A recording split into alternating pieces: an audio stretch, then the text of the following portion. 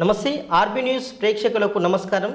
చలి ప్రస్తుతం తరుణంలోనైతే చలి విపరీతంగా పెరిగిపోతుంది. చాలామంది చలితో సతమతమవుతున్నారు. అసలు చలి వలన తీసుకోవాల్సినటువంటి జాగ్రత్తలు ఏంటిది, చలికాలంలో ఎలాంటి రోగాలు వస్తాయి, మనము ఎలాంటి జాగ్రత్తలు పాటించాలి, చలి నుంచి ఎలాంటి ఉపశమనం పొందాలనే విషయాలను మనం చర్చించుకుందాం. ప్రజెంట్ మనతో పాటు ఈ విషయాలను చర్చించడానికి భూపాలపల్లి జిల్లా వైద్య ఆరోగ్య శాఖ అధికారి డిఎంహెచ్ఓ మధుసూదన్ గారు ఉన్నారు. వారిని అడిగి మరిన్ని విషయాలు తెలుసుకుందాం. సార్ నమస్కారం. నమస్కారం అండి. ముందుగా ఆర్బీ న్యూస్కు స్వాగతం సార్. థ్యాంక్ యూ అండి. ముఖ్యంగా సార్, ఇప్పుడు మనము వింటర్ సీజన్లో ఉన్నాము. చలి అయితే బాగా విపరీతంగా మన భూపాలపల్లి జిల్లాతో పాటు పలు రాష్ట్రాల్లో కూడా బాగానే ఉంది, జిల్లాలో కూడా. చలిలో తీసుకోవాల్సినటువంటి జాగ్రత్తలు ఏంటిది, అసలు ఎలా ఉంటుంది సార్ పరిస్థితి?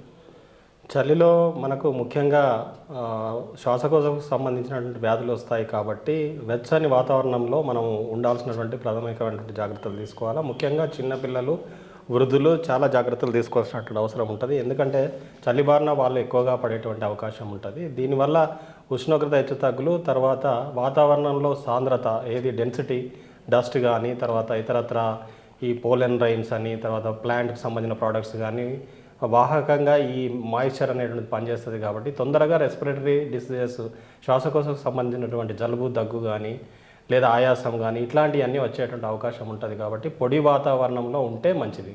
ఇప్పుడు చాలా మటుకు మనము టూ వీలర్ మీద వాహనదారులు ప్రయాణం చేస్తున్నారు సార్. నిజంగా వాళ్ళు శ్వాసకోశ ఇబ్బందులకు గురవుతున్నారు.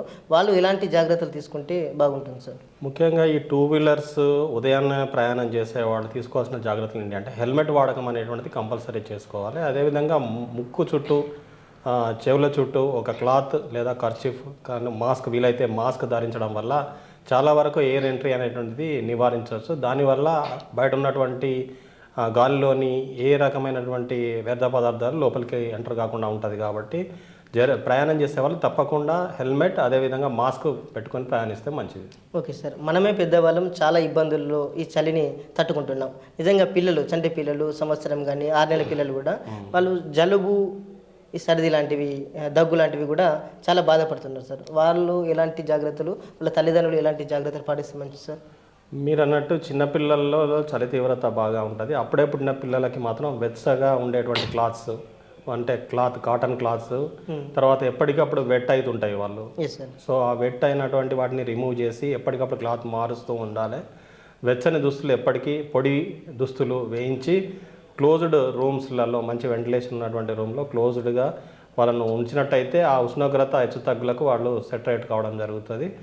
ఇప్పుడు జరిగేటువంటి ఈ చలి వాతావరణంలో తొందరగా ఆహార పదార్థాలు చల్లబడేటువంటి అవకాశం ఉంటుంది. సో తినడానికి ముందు ఒక 1 అవర్ ముందే ప్రిపేర్డ్ ఫుడ్ తింటే మంచిది. అంటే వేడిగా ఉన్నటువంటి ఆహార పదార్థాలు తినాలి. చల్లగా ఉన్నటువంటి తినడం వల్ల గొంతుకు సంబంధించినటువంటి సమస్యలు కూడా వచ్చేటువంటి అవకాశం ఉంటుంది. కాబట్టి ఎప్పటికప్పుడు వేడి పదార్థాలు, అవసరమైతే కొంచెం రిస్క్ అయినా ఎప్పటికప్పుడు తయారు చేసుకుని ఉదయాన్నే సాయంత్రందే తయారు చేసుకోవాలి. తర్వాత సీజన్లో జరిగేటువంటి ఫ్రెష్ వెజిటబుల్స్, ఫ్రెష్ పండ్లు ఆ సీజన్లో దొరికేటువంటివి తినొచ్చు. ముఖ్యంగా అలర్జీ ఉన్నవాళ్ళు, అంటే కొన్నిటికి కొంతమంది అలర్జీ ఉంటారు, అవి వాళ్ళు అవాయిడ్ చేసినట్టయితే ఈ అలర్జీకి సంబంధించిన ఇష్యూస్ కూడా, శ్వాసకోశాలకు కూడా అలర్జీ వచ్చేటువంటి అవకాశం ఉంటుంది. దానివల్ల తుమ్ములు, దగ్గులు స్టార్ట్ అయ్యేటువంటి అవకాశం ఉంటుంది. కాబట్టి ఫ్రెష్ వాళ్ళకు పడేటువంటి పండ్లతో పాటు ఆకులు, కూరగాయలు అవి అన్నీ తీసుకుంటే మంచి ఈ వాతావరణం నుంచి మనం బయటపడేటువంటి అవకాశం ఉంటుంది. కొంతమంది వట్టిగానే రోగనిరోధక శక్తి తక్కువగా ఉండడం వల్ల కూడా చాలా రోగాలు పడిన పరిస్థితి కనబడుతుంది. వాళ్ళకి ఎలాంటి సపరేట్ ఏమైనా ఆహార పదార్థాలు ఉంటాయి సార్? వ్యాధి నిరోధక శక్తి తగ్గడము అనేటువంటిది వాళ్ళు తీసుకునేటువంటి ఆహార పదార్థాల మీద ఆధారపడి ఉంటుంది. లేదా లాంగ్ మెడికేషన్, అంతకుముందు రకరకాలైనటువంటి జబ్బుల బారిన పడి యాంటీబయాటిక్స్ అట్లాంటివి తక్కువ తీసుకోవడం వల్ల వాళ్ళు వ్యాధి నిరోధక శక్తి అనేటువంటిది తగ్గేటువంటి అవకాశం అయితే ఉంటుంది. సో వాళ్ళు కూడా ఆహార నియమాలు సరిగ్గా పాటించినట్టయితే, ముఖ్యంగా ఆకుకూరలు, ఫ్రెష్ వెజిటబుల్స్, పండ్లు, ఆ సీజన్లో దొరికే పండ్లు ఆహారంలో తప్పకుండా పెట్టుకున్నట్టయితే కొంతమేరకు వ్యాధి నిరోధక శక్తి పెంచుకునేటువంటి అవకాశం ఉంటుంది. మెజారిటీ ఆరోగ్యము ఫ్రెష్ వెజిటబుల్స్ ద్వారానే వస్తుంది. ఇలాంటి ఫ్రూట్స్ని తీసుకుంటే మనకు బాగుంటుంది సార్?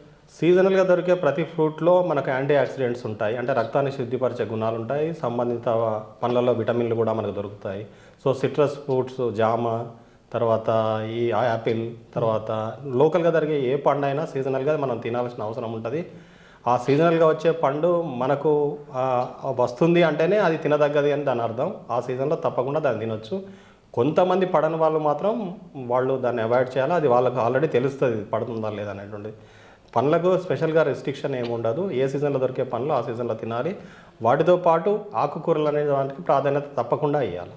Okay sir. చలికాలం అనగానే చర్మ రోగాలు విపరీతంగా మనకు వస్తూ ఉంటాయి. నిజంగా సోరియాసిస్ కానివ్వండి, బొల్లి, ఎగ్జిమా ఇలాంటి రకరకాల రోగాలు ఉన్నాయి. వాటి ప్రభావం చలికాలంలో ఎక్కువగా ఉంటుంది. మనం ఈ సంబంధిత రోగులు ఎలాంటి జాగ్రత్తలు తీసుకోవాలి సార్? చలి కారణంగా చర్మము దళసరి కావడము, తేమ శాతం తగ్గిపోవడం అనేటువంటిది జరుగుతుంది. పొడిగా బారుతుంది. ఎక్కువ చర్మాలు పొడిబారి బిర్ర బిగిసిపోయినట్టుగా ఉంటాయి. వీటికి మాయిశ్చర్ అవసరం. దొరికే నూనెలు కానీ లేదా కోకోనట్ ఆయిల్ కానీ, ఈవెన్ మనం తినే అంటే కుకింగ్ ఆయిల్ కూడా ఒకవేళ కోకోనట్ ఆయిల్ దొరికినప్పుడు కూడా చర్మానికి రాయడం వల్ల ఒక మాయిశ్చర్, ఒక తేమను అందించినట్టు అయితే అవుతుంది. సో ఆ తేమ శాతం తగ్గిపోకుండా కాపాడుకున్నట్టయితే ఈ డ్రైనెస్ నుంచి విముక్తి లభిస్తుంది. ఒకవేళ మనం ఆయిల్ లాంటివి కానీ లేదా వ్యాజ్లైన్ లాంటివి కానీ లేదా మాయిశ్చరైజర్స్, ఇప్పుడు కాలంలో మాయిశ్చరైజర్స్ దొరుకుతున్నాయి, అవి వాడకపోతే చర్మం దళసరి బారి దురదకు ప్లాన్ చేస్తుంది. దురద పదే పదే దురద పెట్టడం వల్ల అది ఎగ్జిమాలోకి, ముఖ్యంగా సోరియాసిస్ లాంటి జెనెటిక్ ఇవన్నీ చర్మం లేచిపోవడము, పొరలు పొరలుగా రావడము, డ్రై కావడము అనేటువంటి జరుగుతుంది. దీనికి ఏకైక మందు మాయిశ్చర్ రాయడమే. ముఖ్యంగా సోరియాసిస్ లాంటి వాళ్ళకు లిక్విడ్ పారాఫిన్ అని దొరుకుతుంది. ఆ లిక్విడ్ పారాఫిన్ రాస్తే అదే ట్రీట్మెంట్ చక్కగా మెత్తబడుతుంది. దాన్ని ఇంకా మనం దురద పెట్టినా కూడా ఆ స్కేల్స్ తీయాలనే అనిపించదు. కాబట్టి ఎక్కువ తేమ కాపాడుకునే చర్మంలో పొడి బారకుండా దాని నూనెల ద్వారా లేదా మాయిశ్చరైజర్ల ద్వారా మనము పదే పదే మార్నింగ్ ఈవినింగ్ పెట్టుకున్నట్టయితే ఈ చర్మం పొడి బారకుండా ఎగ్జిమా లాంటివి రాకుండా ఉంటాయి. ఓకే. ముఖ్యంగా చాలామంది చలి జ్వరం అని అంటుంటారు సార్. నిజంగా చలి జ్వరం అనేది ఎందుకు వస్తుంది? మనం ఎలాంటి మెడిసిన్ తీసుకుంటే బాగుంటుంది సార్? చలి జ్వరము అని అంటే చలి జ్వరం అని కాదు, ఏ సీజన్లోనైనా చలి జ్వరం వస్తుంది. జ్వరం వచ్చిందంటేనే చలి పెడుతుంది. చలిలో చలి రావడం అనేటువంటిది కాదు, చలిలో జ్వరం రావడం అనేది కాదు. కానీ చలికాలంలో వచ్చే జ్వరాలు మెయిన్గా రెస్పిరేటరీ ప్రాబ్లం వల్ల, గొంతు నొప్పి, తర్వాత జలుబు ద్వారా వచ్చి అది జ్వరంలోకి దారితీయడం వల్ల ఇంకా చలి ఎక్కువగా ఉండేటువంటి అవకాశం ఉంటుంది. అదేవిధంగా ఇతరత్ర చలి జ్వరాలు, డెంగ్యూ, మలేరియా లాంటివి కూడా చలిని పెడతాయి. అదేవిధంగా యూరినరీ ట్రాక్ట్ ఇన్ఫెక్షన్ తోటి వచ్చే జ్వరాలు కూడా చలి పెడతాయి. ఏ జ్వరమైనా చలి పెడతాయి. బట్ ఈ సీజన్లో ఈజీగా జలుబు స్ప్రెడ్ అవుతుంది. ఒకరి నుంచి ఒకరికి, ఇంట్లో అందరికీ కూడా జ్వరాలు వచ్చేటువంటి అవకాశం ఉంటుంది. కాబట్టి ఆ జాగ్రత్తల్లో ముఖ్యంగా జలుబుకు ట్రీట్మెంట్ మనం ప్రాథమిక ఆరోగ్య కేంద్రము, సబ్ సెంటర్లలో దొరుకుతుంది. పారాసిటమాల్కు సంబంధించి అన్ని చోట్ల దొరుకుతుంది. ఆ 2 ట్యాబ్లెట్స్, యాంటీహిస్టమిన్ ట్యాబ్లెట్ ఏదైతే ఉందో అది ప్లస్ పారాసిటమాల్, ఈ 2 వేసుకున్నారంటే ఫస్ట్ డే నాడే అవి తగ్గేటువంటి అవకాశం ఉంటుంది. అవి క్రమక్రమంగా పెరిగి దగ్గులోకి మారినాయి అంటే మళ్ళీ యాంటీబయాటిక్స్ వైపు వెళ్ళాల్సి వస్తుంది. అందుకని ప్రాథమిక దశలోనే ఇట్లాంటి అలర్జీలు గుర్తించినట్టయితే ఒక ట్యాబ్లెట్ లేదా కొన్ని జాగ్రత్తలు తీసుకుంటే మనం ఈజీగా దాన్ని అరికట్టవచ్చు. ఓకే. ముఖ్యంగా వృద్ధులకు సంబంధించి అయితే వాళ్ళు నిజంగా చలిని తట్టుకోలేని పరిస్థితి, వాళ్ళకు కూడా బాగా ఈ జలుబు కానివ్వండి, తుమ్ములు, దగ్గు, మళ్ళీ దగ్గుతో పాటు తిమడ వచ్చే అవకాశాలు కూడా బాగా కనిపిస్తున్నాయి. వాళ్ళకి ఏమైనా మేజర్గా ప్రికాషన్స్ ఉంటాయి సార్? ఓల్డ్ ఏజ్లో నిజంగానే చిన్నపిల్లల్లాగానే ఉంటారు, వాళ్ళ శక్తి కూడా.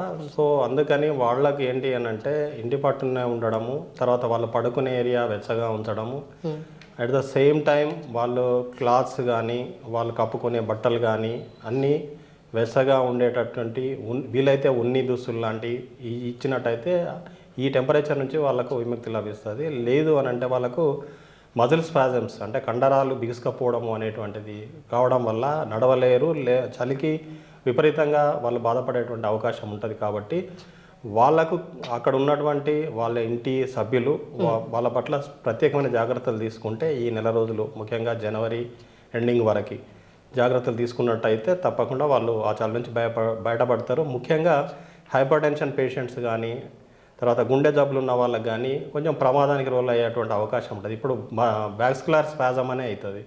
అదేవిధంగా సరిగ్గా అటు ఇటు నడవకపోతే క్లాటింగ్ మెకానిజం కూడా అంత ఉండదు. కాబట్టి ఈ కాలంలో పక్షవాతం రావడము లేదా హైపర్ టెన్షన్, బీపీ ఎక్కువ పెరగడము ఈ చలి కారణంగా ఉండేటువంటి అవకాశాలు కూడా ఉంటాయి. సో మనం జాగ్రత్తలు ఏం తీసుకోవాలి అంటే వెచ్చటి వాతావరణంలో ఉంచడము, తర్వాత బీపీ లాంటి కంట్రోల్లో ఉంచుకోవడము, ఏమన్నా అనుమానం వస్తే డాక్టర్ని సంప్రదించడం అనేది చేస్తే దాదాపు వృద్ధులను మనం కాపాడుకోవచ్చు. Okay sir. ముఖ్యంగా కరోనా అనేది మళ్ళీ విజృంభిస్తున్న తరుణం కనబడుతుంది సార్. నేను భూపాలపల్లి జిల్లా గణపురం మండలంలో కూడా కరోనా కేసులు 3 or 4 వచ్చినట్లుగా కనిపిస్తుంది సార్. ఎలాంటి జాగ్రత్తలు తీసుకోవాలి సార్? భూపాలపల్లిలో మీరు ఎలా అవగాహన కల్పిస్తున్నారు సార్? ఇప్పుడు కరోనా కూడా one of the respiratory disease అంటే శ్వాసకోశాలకు సంబంధించి వచ్చేటువంటి జబ్బు. ఇది మామూలు జలుబులాగా ప్రారంభమై ఉంటుంది. గత సంవత్సరాలుగా మనం అనుభవిస్తూనే ఉన్నాం. సో అప్పుడు మ్యాక్సిమం వ్యాక్సినేట్ చేయడం వల్ల దాని తీవ్రత తగ్గిపోయింది. అవి ఒకవేళ పాజిటివ్ వచ్చినా కంగారు పడాల్సిన అవసరం లేదు. అది అంత తీవ్ర రూపం లేదు. ఒకవేళ తీవ్ర రూపం వస్తే ఇప్పటికే చాలా వరకు కేసులు నమోదు కావాలా, కానీ అలా నమోదు కావడం లేదు. నమోదైన కేసులు కూడా వాళ్ళందరూ బయట అంటే 1 వీక్ వాళ్ళు ఇంట్లో ఐసోలేషన్లో ఉండి తర్వాత వాళ్ళ రొటీన్ యాక్టివిటీస్ చేసుకుంటున్నారు. ప్రమాదం మాత్రం లేదు. అయినప్పటికీ తగు జాగ్రత్తలు తీసుకోవాలని మేము పిఎస్సీల వారీగా, స్వతంత్రుల వారీగా, ఆశాల ద్వారా, ఏఎన్ఎంల ద్వారా ఇంటింటికి మనం చెప్పడం జరుగుతుంది. ఈ గతంలో మనకి 5 కేసులు రావడం జరిగింది, పాజిటివ్ కేసులు. అవన్నీ ఒకటే ఇంట్లో కాంటాక్ట్ వల్ల రావడం జరిగింది. సో వాటిని కూడా మనము అనాలిసిస్ చేస్తే ఎవరికి కూడా ఇబ్బంది లేదు, అందరూ హెల్తీగా ఆరోగ్యంగా ఉన్నారు. కాబట్టి మినిమం మెజర్స్ మాస్క్ ధరించడము, చేతులు శుభ్రంగా కడుక్కోవడము, సోషల్ డిస్టెన్స్ మెయింటైన్ చేయడము, క్రౌడ్లో తిరగకుండా ఉండడం అనేటువంటి కొన్ని జాగ్రత్తలు ఈ మధ్యన తీసుకుంటే వాటి నుంచి అవాయిడ్ కావచ్చు. ఒకవేళ అటాక్ అయినా కూడా దానివల్ల ప్రమాదం అయితే ఏమీ లేదు ప్రస్తుతానికి. సో మొత్తానికైతే ఈ చలికాలంలో అయితే వేడి నీటితోటి ఇదే విధంగా ముక్కుకు మాస్క్ను ధరించాలని కూడా చెప్తూ ఉన్నారు. సో ఇది చలికాలంలోనైతే తప్పనిసరిగా ముక్కుకు మాస్కును, అదేవిధంగా వేడి నీటిని, గోరువెచ్చని నీటిని తీసుకోవాలని, అదేవిధంగా పౌష్టికరమైన ఆహారాన్ని వేడివేడిగా, అదేవిధంగా పండ్లను కూడా సీజనల్ ఫ్రూట్స్కు సంబంధించిన కూడా తీసుకుంటే మనము ఇలాంటి రోగాల బారిన పడకుండా చూడవచ్చని మనకు భూపాలపల్లి జిల్లా డిఎంహెచ్ఓ మధుసూదన్ గారు చెప్తున్నారు. చూస్తున్నానండి RB news. Thank you so much.